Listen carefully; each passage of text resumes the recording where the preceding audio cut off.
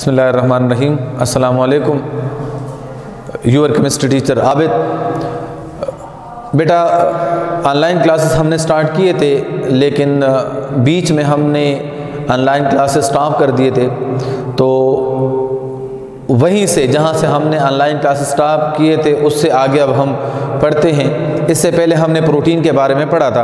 Protein का introduction हमने पढ़ा था, प्रोटीन का स्ट्रक्चर क्लासिफिकेशन हमने पढ़ा था, प्रोटीन का क्लासिफिकेशन हमने on the basis of their types पढ़ा था। तो प्रोटीन वाले पोर्शन में चैप्टर नंबर 21 बायोकेमिस्ट्री चैप्टर में प्रोटीन पोर्शन में, मतलब प्रोटीन का जो टॉपिक है उसमें ये दो टॉपिक्स जो आज हम सब टॉपिक्स पढ़ने जा रहे हैं, these are properties of protein and importance of protein. तो सबसे पहले हम डिस्कस करते हैं प्रॉपर्टीज ऑफ प्रोटीन। बेटा, as we know that protein is high molecular weight organic compound. How we can say that it is high molecular weight organic compound? So we know about its structure. General structure of protein is like this. It contain amino group and carboxylic functional group. तो इसमें molecular weight इसका क्यों ज़्यादा होगा? क्योंकि यहाँ पर इसमें कार्बोक्सिलिक फंक्शनल ग्रुप भी मौजूद है, इसमें अमाइनो फंक्शनल ग्रुप भी मौजूद है और इसमें अल्काइल ग्रुप भी मौजूद होता है। तो इस वजह से जो सिंपल लाइक अगर मैं लिखूँ इस अल्काइल ग्रुप की जगह CH3 जो कि एक सिंपल प्रोटीन है, NH2COOH, तो इस कंपाउंड का मॉलिक्यूलर फार्मूला क्या बनेगा? इसमें कितने कार्बन है? 1 2 3 C3। हाइड्रोजन कितने हैं? 1 2 3 4 5 6 7 H7। ऑक्सीजन कितने हैं? 1 2 O2 एंड N। तो ये एक सिंपल प्रोटीन है। अमाइनो प्रोपानोइक एसिड इस कंपाउंड का नाम है, alpha amino propanoic acid. Alpha amino propanoic acid देखिए 3 कार्बन 1 2 3, हाइड्रोजन 1 2 3 4 5 6 7, ऑक्सीजन 2 है और 1 नाइट्रोजन है।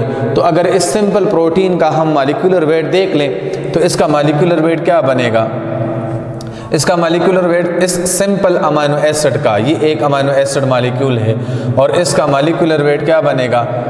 12 multiply by 3 plus 7 plus 16 multiply by 2 और प्लस 14, सो 36 प्लस 7 प्लस 32 प्लस 28।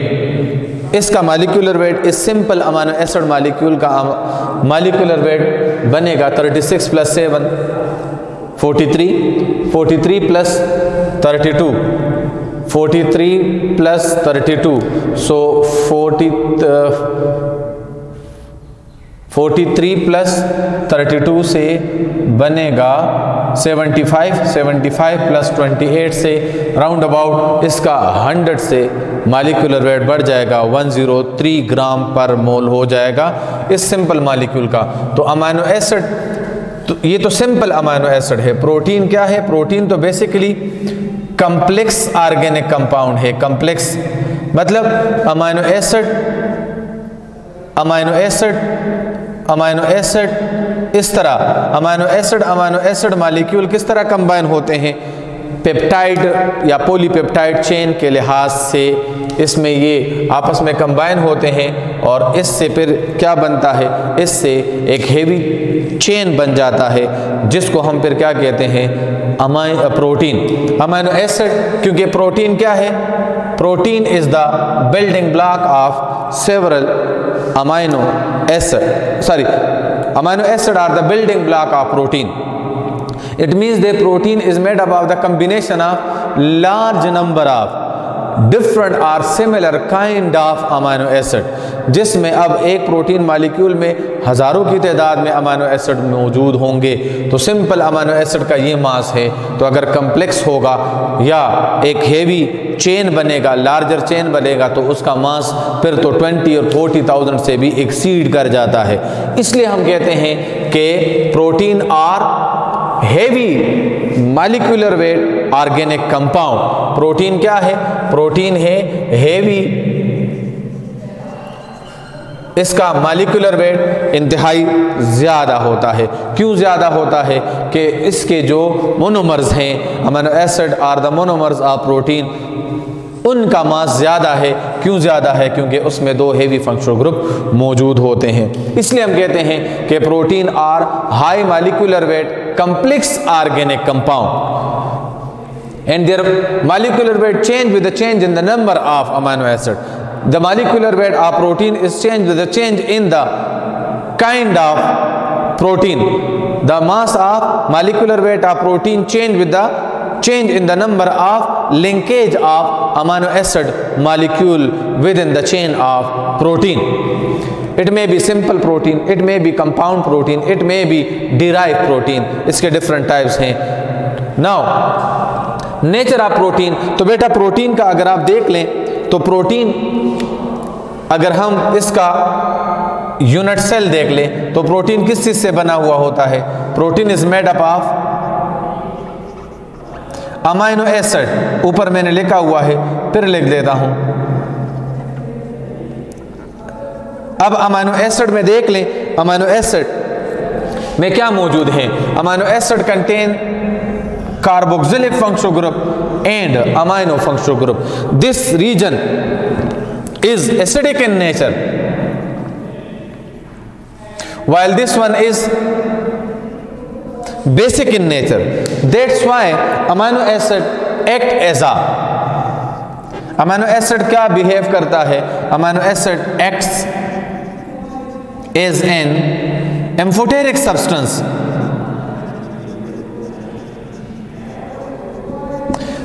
ये एम्फोटेरिक सब्सटेंस है। एम्फोटेरिक किस चीज को कहते हैं? वो सब्सटेंस जो as a acid and base दोनों तरह से परफॉर्म कर सके, मतलब उसमें एसिडिक प्रॉपर्टी भी हो और बेसिक प्रॉपर्टी भी हो, तो उस सब्सटेंस को क्या कहते हैं? उस सब्सटेंस को कहते हैं एम्फोटेरिक सब्सटेंस। अब अमीनो एसिड न्यूट्रल नहीं है, वाटर भी एम्फोटेरिक इन नेचर है, लेकिन वाटर न्यूट्रल है। क्यों न्यूट्रल है? क्योंकि उसका pH 7 है, because they contain equal number of hydrogen and hydroxyl ion. लेकिन यहां पर amino acid amphoteric in nature है मगर न्यूट्रल नहीं है। अमीनो एसिड मॉलिक्यूल को अगर आप देख लें तो अमीनो एसिड, अगर ये हम इसको डिसॉल्व कर दें तो इसका स्टेट चेंज हो जाता है। यहां इसके ऊपर नेगेटिव चार्ज आएगा और ये हाइड्रोजन, ये नाइट्रोजन ले लेगा, तो इसके ऊपर क्या चार्ज आएगा? पॉजिटिव चार्ज आएगा। और आपको मैंने कहा था कि अमीनो एसिड के इस जगह पर इसकी जो pH होती है, pH, उस pH को हम क्या कहते हैं? Isoelectric pH। इसकी स्पेसिफिक pH होती है और उस pH को क्या कहते हैं? Isoelectric pH। और इस आयन को क्या कहते हैं? इस आयन को कहते हैं ज़्वेटर ion. Now beta, what is Zwitter ion? Zwitter ion is the ion which contain both the charges simultaneously. हमारे पास कुछ पार्टिकल ऐसे होते हैं जिसके ऊपर पॉजिटिव चार्ज आता है, कुछ के ऊपर नेगेटिव चार्ज आता है, लेकिन वो पार्टिकल जिसके ऊपर positive negative both the charges simultaneously मौजूद हो, तो उस पार्टिकल को हम कहते हैं Zwitter ion. Now precipitation of protein. Precipitation of protein mean कि हम प्रोटीन को किस तरह प्यूरिफाई कर सकते हैं। प्रिसिपिटेशन किस चीज को कहते हैं? प्रिसिपिटेशन की डिफिनीशन क्या है? तो बेटा प्रिसिपिटेशन उस प्रोसेस को कहते हैं कि वो प्रोसेस जिसमें कोई सब्सटेंस अपने सॉल्यूशन में से नीचे वेसल के बॉटम में बैठ जाएं सेमी सॉलिड फॉर्म में, तो उस फिनोमेना को क्या कहते हैं? Precipitation. The process in which a substance is settle down at the bottom of the vessel from their solution is known as precipitation. इस प्रोसेस के जरिए हम क्या कर सकते हैं? डिफिनीशन तो हो गई है कि वो सब प्रोसेस जो जिसमें सॉलिड फॉर्म में कोई पार्टिकल सेटल डाउन हो जाए, तो उस प्रोसेस को हम क्या कहते हैं? उसको हम कहते हैं प्रिसिपिटेशन। अब अमाइनो एसिड किस तरह प्रोटीन किस तरह प्रिसिपिटेट होते हैं? Protein can be precipitated from their solution by heavy metals,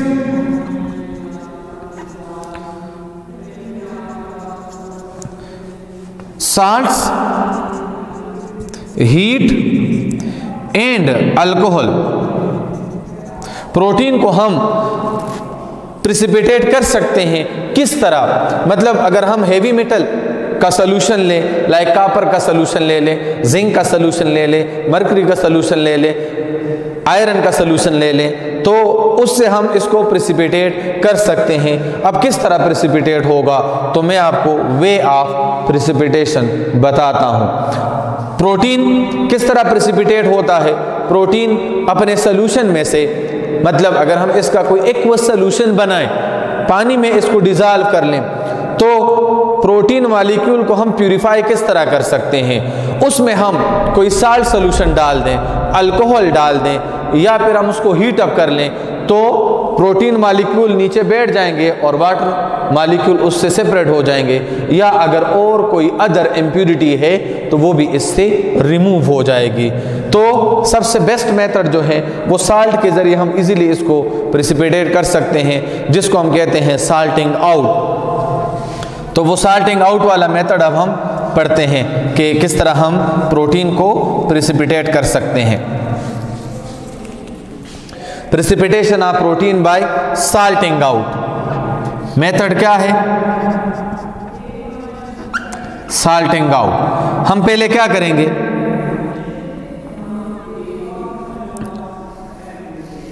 पहले हम प्रोटीन को हम पानी में डिज़ोल्व कर लेंगे।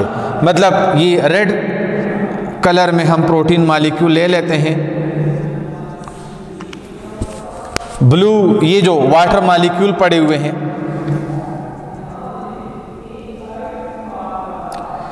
बीच में। अब ये जो सॉल्यूशन बनेगा, इस सॉल्यूशन को हम क्या कहते हैं? Colloidal solution. कोलाइड्स किसको कहते हैं? वो सॉल्यूशन, वो मिक्सचर जिनकी प्रॉपर्टीज जो है वो ट्रू सॉल्यूशन और सस्पेंशन के बीच में हो, क्योंकि कोलाइडल पार्टिकल का साइज सॉल्यूशन के सॉल्यूट पार्टिकल से बड़ा और सस्पेंशन के सॉल्यूट पार्टिकल से छोटा होता है, जिसको हम क्या कहते हैं? कोलाइड्स कहते हैं। फिर फर्स्ट ईयर में हमने पढ़ा है सॉल्यूशन चैप्टर में hydrophilic colloid and hydrophobic colloid, reversible colloid and irreversible colloid. उस तरफ हम नहीं जाते, लेकिन अमाइनो एसिड पानी के साथ सॉल्यूशन क्यों बनाता है? क्योंकि अमाइनो एसिड मॉलिक्यूल, यहाँ पर अमाइनो एसिड मॉलिक्यूल अगर हम देख लें तो इसके एक एंड पर पार्शियल पॉजिटिव और दूसरे एंड पर पार्शियल नेगेटिव चार्ज होगा, और इस आयन को हम क्या कहेंगे? This one is known as zwitter ion. ये ज्वेटर आयन है। अब वाटर के साथ अमाइनो एसिड मॉलिक्यूल क्या बनाते हैं? इसके इर्द गिर्द वाटर पड़े हुए हैं, तो वाटर के साथ ये कौन सा बॉन्ड बनाएंगे? ये वाटर के साथ हाइड्रोजन बॉन्ड बनाते हैं। क्यों? क्योंकि वाटर के साथ इसका अगर ये पार्ट कंबाइन हो जाए तो ये कौन सा बॉन्ड होगा? ये भी हाइड्रोजन बॉन्ड होगा, और इसी तरह ये यहाँ पर वाटर के साथ नाइट्रोजन के लिहाज से भी हाइड्रोजन बॉन्ड बना सकता है। इस तरह ये पानी में डिज़ोल्व हो गया है। अगर हम इसमें साल्ट डाल दें, कॉपर 2 सल्फेट, तो इस साल्ट के डालने से अमाइनो एसिड मॉलिक्यूल क्या हो जाएंगे? Amino acid molecule eight the bottom of the vessel, क्योंकि साल्ट के इस पॉजिटिव आयन के साथ, एक पॉजिटिव है एक नेगेटिव है, तो सल्फेट के ऊपर नेगेटिव, कॉपर के ऊपर पॉजिटिव चार्ज, तो अमाइनो एसिड का नेगेटिव पार्ट कॉपर के पॉजिटिव के साथ, सल्फेट साल्ट के पॉजिटिव के साथ, और पॉजिटिव पार्ट अमाइनो एसिड का साल्ट के नेगेटिव के साथ कंबाइन होगा, और इस तरह amino acid molecule eight the bottom of the vessel क्या हो जाएंगे? बैठ जाएंगे, और वाटर मॉलिक्यूल ऊपर रह जाएंगे। वाटर मॉलिक्यूल कहाँ रहेंगे? वाटर मॉलिक्यूल यहाँ रह जाएंगे। तो अब यहाँ पर अगर कोई इम्प्यूरिटी वगैरह है तो वो भी ऊपर रह जाएगी। ये वाटर मॉलिक्यूल है, ये जो ऊपर है ये क्या है, this one is known as water plus impurity, और this one is known as amino acid.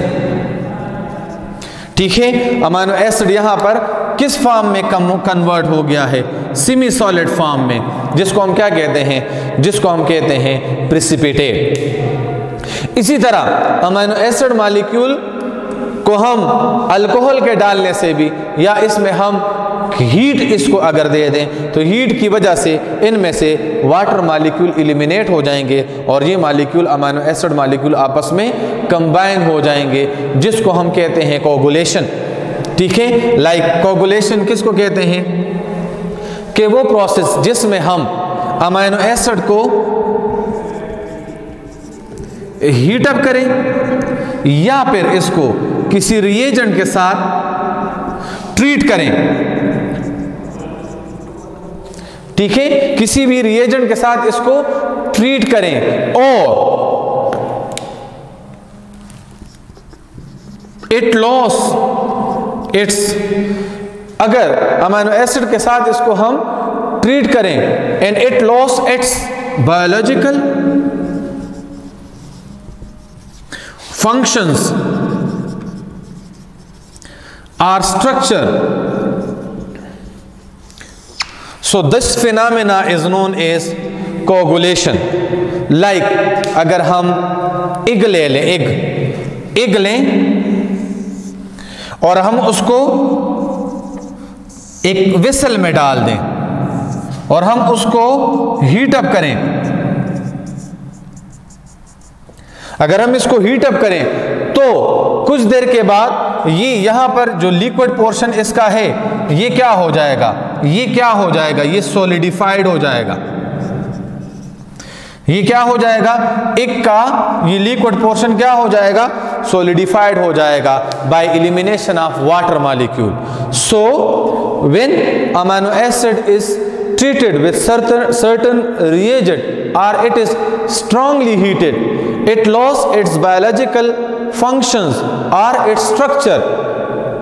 So the phenomena is known as coagulation. Coagulation is the phenomena in which amino acid lost its biological function or structural features by strong heating or by treating them with certain reagent. So this phenomena is known as coagulation. और मैंने आपको बता दिया simple सा example, egg लें, egg या आप एक टेस्ट ट्यूब में एग का वाइट वाला पोर्शन लें और उसके ऊपर एक साल्ट डाल दें, कॉपर सल्फेट का या किसी भी का, तो वो eight the bottom of the vessel वो कोगुलेट हो जाएगा, जम जाएगा और नीचे बैठ जाएगा। या सिंपल हीट अप कर दें तो वो लिक्विड फॉर्म से किस फॉर्म में कन्वर्ट हो जाएगा, सॉलिड फॉर्म में कन्वर्ट हो जाएगा। This one is known as coagulation और डीनेचरिंग ऑफ प्रोटीन।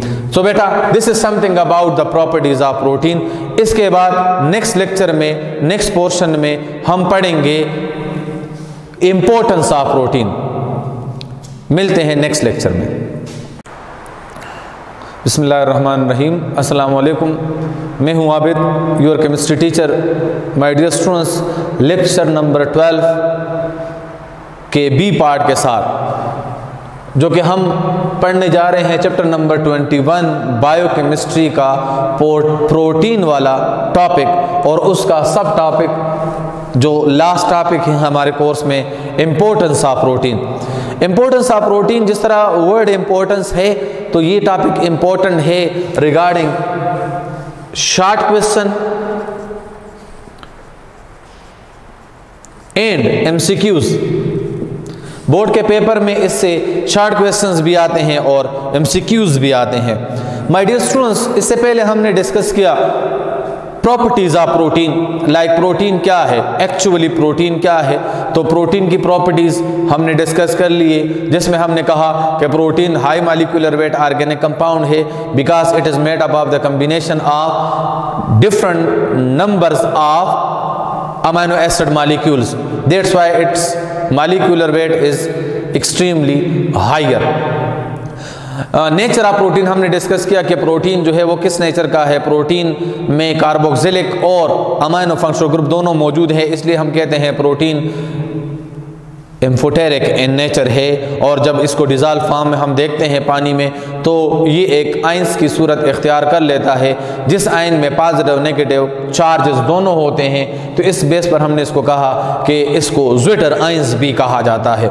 और उस दौरान इसका एक पीएच होता है जिसको हम कहते हैं isoelectric pH.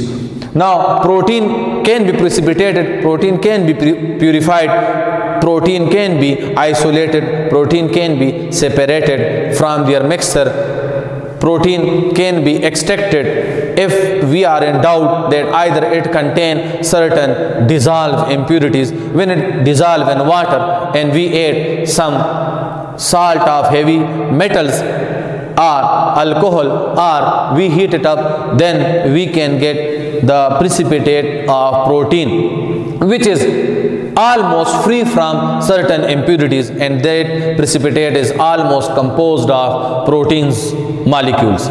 Another one is protein should be coagulated. Coagulation mean ke when the protein molecule are converted from liquid or another state into the solid state or gel phenomena or gel form. How it can be coagulated? So the simple example of coagulation of protein is egg protein. When we heat up the egg or when we boil the egg, then we can examine that the liquid portion of egg is converted into solids form. So this conversion is known as coagulation. The conversion of liquid into the solid form of a substance is known as coagulation. And during coagulation, during this phenomena, protein is converted from liquid into the solid form and it lost its biological and structural features. Now, my dear students, let's discuss the importance of protein. What is the role of protein? Why we use protein? Why we can say that it is the prime importance, it have a prime importance in the life of organism. So first one, protein play a vital role in the biological reaction. It acts as a catalyst in biological reaction. मतलब protein is also known as biocatalyst, biological reaction in the form of enzyme. Enzyme क्या चीज़ है? Enzyme protein है जो कि various biological reaction को speed up करता है। Catalyst का काम क्या है? एंजाइम किस चीज़ को कहते हैं? हम कहते हैं the substance which change the rate of chemical reaction within the body of organisms.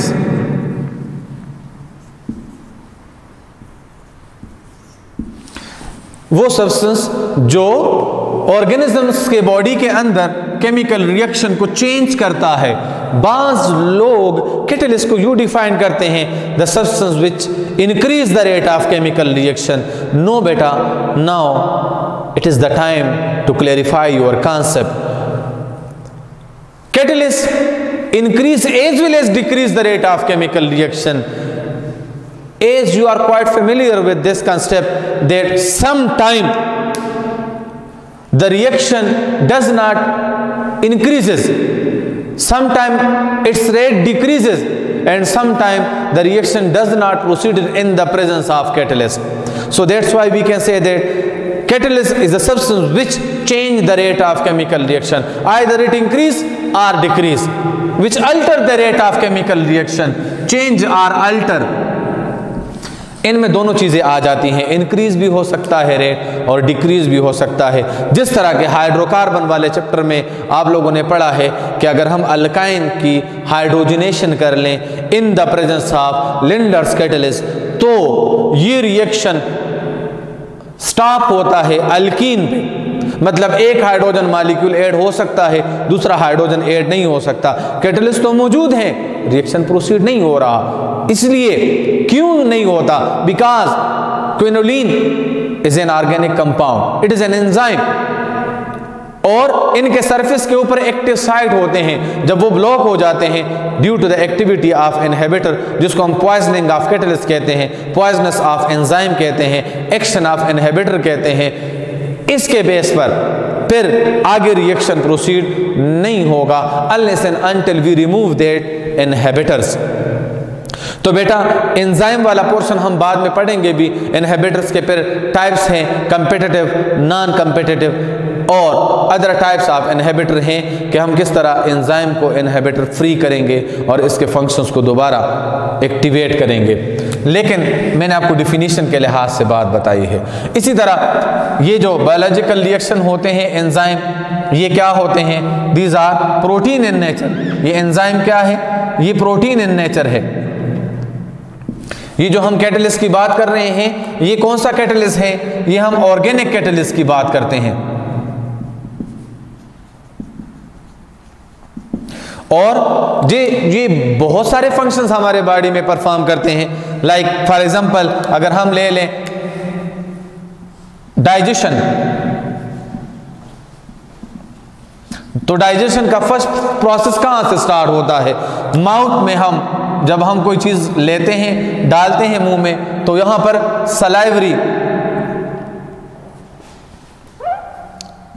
Saliva जिसमें कुछ एंजाइम होते हैं, जिसको हम क्या कहते हैं? जिसको हम कहते हैं उस एंजाइम को जो हम डाइजेशन के दौरान यूटिलाइज करते हैं, तो उस एंजाइम को क्या कहा जाता है?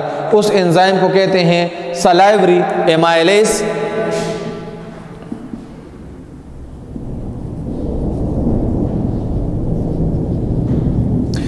या सलाइवरी एमाइलेज उसको कहा जाता है, या उसको टाइलिन कहा जाता है, जो कि फूड को डाइजेस्ट करता है माउथ में। ठीक है, सलाइवा के एक्शन में सलाइवा कंटेन सर्टेन एंजाइम और these enzyme act to digest the food और some portion of the food. इसके अलावा अदर एंजाइम भी है, इन्वर्टेज, डायस्टेज, एमाइलेज, जो कि बाकी फूड को फिर एलिमेंट्री केनाल में कुछ एंजाइम होते हैं जो कि फूड को डाइजेस्ट करते हैं। सो अगर ये एंजाइम ना हो तो इंसान की ज़िंदगी मुश्किल हो जाए।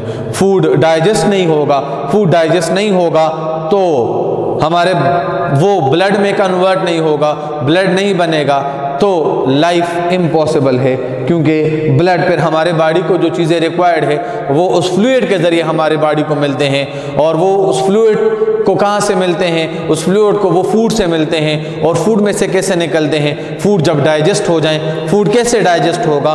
फूड एंजाइम के एक्शन से डाइजेस्ट होगा। एंजाइम क्या चीज़ हैं? Enzymes are protein in nature. That's why protein play a vital role in the life of organisms. Now, along with this, protein play important role in the genetic phenomena. Mean it transfer genetic information from parents to offspring. अब मतलब क्या है कि ये genetic inheritance या inheritance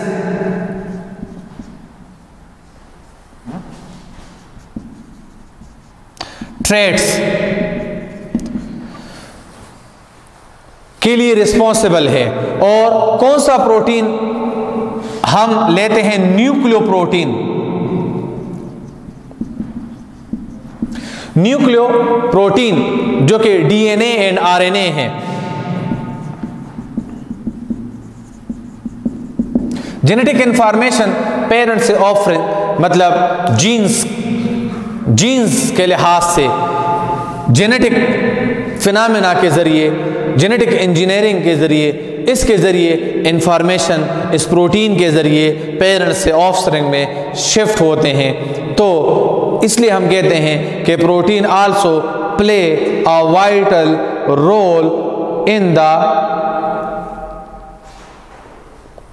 conversion of certain information. Means that we can say that protein act as a carrier of genetic information or character. They serve as a basis of inheritance of trait.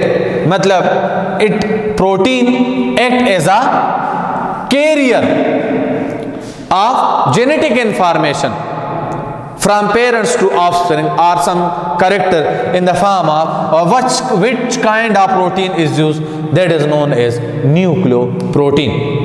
Now protein also perform certain growth regulatory functions. Protein also play a vital role in the growth of various organisms.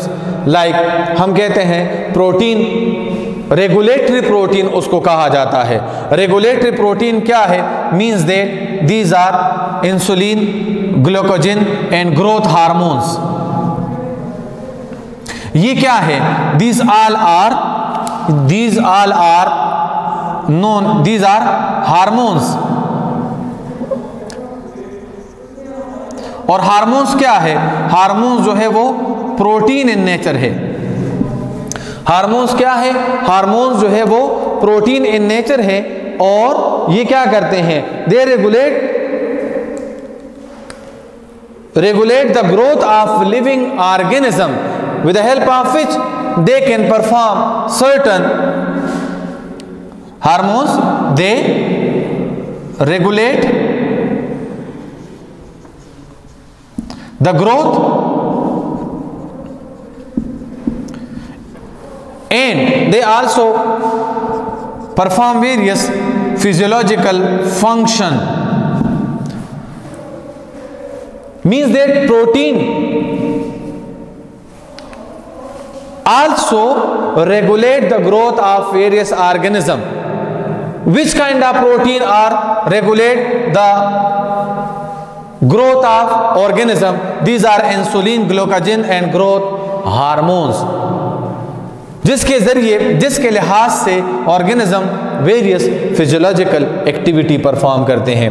Protein also act as a carrier, genetic information भी carrier करते हैं। कुछ और career भी हैं, मतलब haemoglobin है, it is oxygen carrier. इसी तरह सिरोप्लाज्मा ये कॉपर कैरी करता है, किसको? ब्लड प्लाज्मा को। इसी तरह protein also play a vital role in the structure of tissue, structural contribution of protein. So इसमें हमारे पास दो तरह के प्रोटीन हैं, what is known as fibrous protein, another is known as globular protein. Fibrous protein, these are thread like, insoluble in water, पानी में soluble नहीं है, and quite resistant to enzymatic action. इसी तरह इसके फिर टाइप्स हैं, फाइब्रस प्रोटीन के टाइप्स हैं, जिसको हम कहते हैं collagen, elastin and keratin. We have three different types of fibrous protein. Collagen, these protein are present in the connective tissue.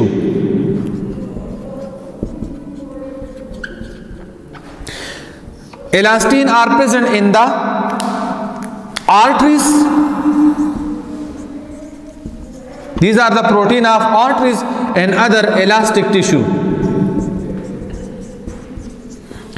And keratins are present in the hair and nails.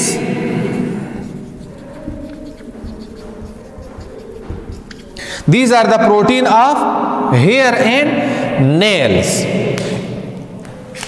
इसी तरह ये तो हो गए हैं फाइब्रस प्रोटीन का types. इस तरह हमारे पास ग्लोबुलर प्रोटीन है। ग्लोबुलर प्रोटीन ये राउंड लाइक होते हैं, these are soluble in water, ये वाटर सोलेबल हैं। और इसके एग्जाम्पल हैं haemoglobin and most of the enzyme, round shape के होते हैं एंजाइम और सोलेबल इन वाटर होते हैं। नाउ इसके साथ साथ प्रोटीन हमारे इम्यूनिटी को भी बहुत बूस्टअप करता है, जिसके जरिए हमारे ऊपर various viral infection, bacterial infection ये वगैरह नहीं होते हमें। और वो क्या है, जो कि इनमें से मेन जो है वो है interferon. Interferon is used to boost up our immunity, with the help of which we would be able to act against HBS. There are various hormones which जिसमें HCV, HBS, HIV और आजकल जो बीमारी चल रही है कोविड, तो इन viruses के अगेंस्ट हमारे बॉडी में वेरियस प्रोटीन मौजूद हैं जो कि उनको कैप्चर करते हैं, उनको पकड़ते हैं और उनके साथ मुकाबला करते हैं और हमारे ऊपर वो असरअंदाज नहीं होते। सो बेटा, this is something about protein. Protein की अब हमने प्रोटीन के बारे में क्या पढ़ा, इंट्रोडक्शन पढ़ लिया प्रीवियस लेक्चर में, उसमें हमने क्लासिफिकेशन पढ़ ली, स्ट्रक्चरल क्लासिफिकेशन पढ़ ली, टाइप्स के लिहाज से क्लासिफिकेशन पढ़ी, प्रोटीन के हमने प्रॉपर्टीज़ पढ़ लिए, प्रोटीन के हमने इम्पोर्टेंस पढ़ लिए। प्रोटीन की इम्पोर्टेंस क्या है, एक कैटलिस्ट के तौर पर भी यूज़ होता है, जेनेटिक इंफॉर्मेशन भी कैरी करता है, ग्रोथ रेगुलेशन भी करता है, इसी तरह कैरियर मतलब कुछ चीज़ें कैरी भी करता है, जिसमें आपको मैंने एग्जांपल दे दिया है, हीमोग्लोबिन ऑक्सीजन कैरी करता है, cellular plasma, copper in blood plasma, structural contribution fibrous and globular protein है। इसी तरह it will also boost up our immunity. So this is something about protein. इसके बाद हम नेक्स्ट लेक्चर में डिस्कस करेंगे enzyme, types of enzyme, properties of enzyme, functions of enzyme, factor affecting on enzyme। तब तक के लिए अल्लाह हाफिज़।